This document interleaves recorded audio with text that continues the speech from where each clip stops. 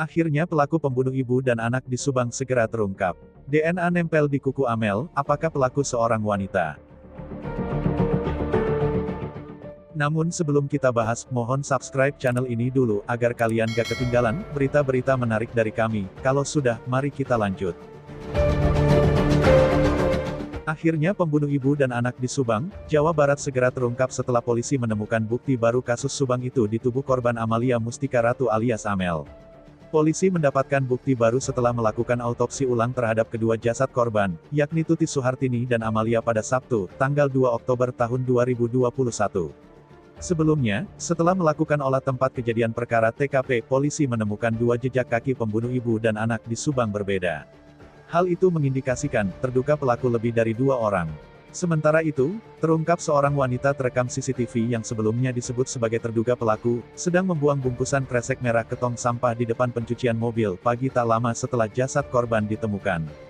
Bukti baru itu dipaparkan oleh ahli forensik Polri Kombes Pol Dr. Sumi Hastri Purwanti seperti dikutip surya.co.id dari channel YouTube Tribun News. Setelah mendapatkan bukti baru tersebut, kemungkinan tidak lama lagi polisi akan mengungkap pelaku pembunuhan di Subang yang sudah berlangsung 2 bulan lebih. Kombes Pol Dr. Hastri mengatakan, tim Mabes Polri telah mengantongi petunjuk kuat terkait kasus pembunuhan di Subang itu.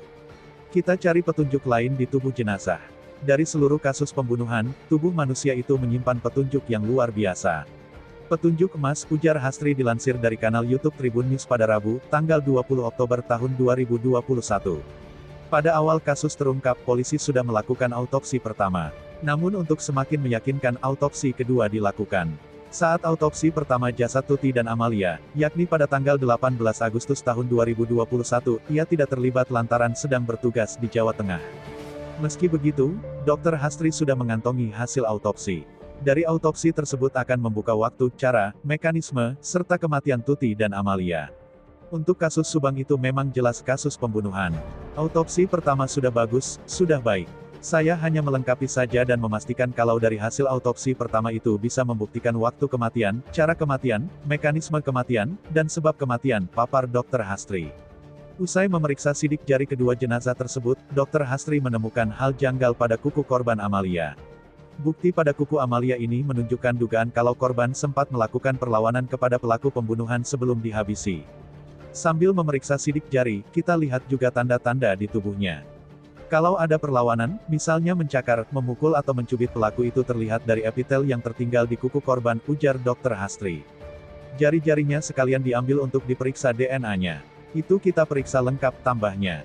Selain itu, Dr. Hastri pun mencocokkan pemeriksaan primer dan sekunder terkait jasad Amalia dan Tuti.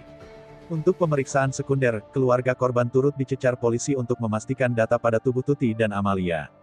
Karena identifikasi itu ada 2, primer dan sekunder. Primer itu dari gigi, sidik jari dan DNA, kalau sekunder itu dari data medis yang saya periksa semuanya. Ada tanda tatokah, bekas operasi, tanda lahir. Itu kita cocokkan dari keterangan keluarganya, bebernya. Hasil autopsi pertama, Rabu, tanggal 20 Agustus tahun 2021, diduga Amalia melakukan perlawanan sebelum dibunuh. Hal tersebut berdasarkan atas bekas luka pukulan yang berada di kepala korban. AKBP Sumarni menjelaskan Amalia sempat melawan. Kemudian anak korban sepertinya ada perlawanan karena ada bekas pukulan, kata AKBP Sumarni. Penyidik sendiri kini tengah fokus menetapkan tersangka sembari menyiapkan bukti, saksi dan petunjuk. Beberapa dugaan sementara terkait sosok pelaku pun sudah diketahui. Gimana menurut kalian?